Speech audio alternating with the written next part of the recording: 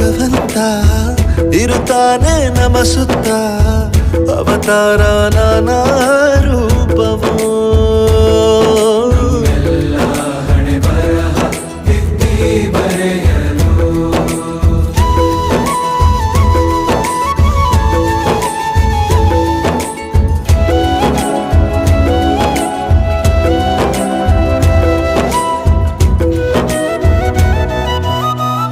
ಬಾಳಲ್ಲಿ ಲೆಕ್ಕ ಎಷ್ಟು ಮುಖ್ಯ ಎಂಬುದ ಬೆರಳಲ್ಲೇ ತೋರಿ ಕಲಿಸಿದ ಗುರುಗಳೇ.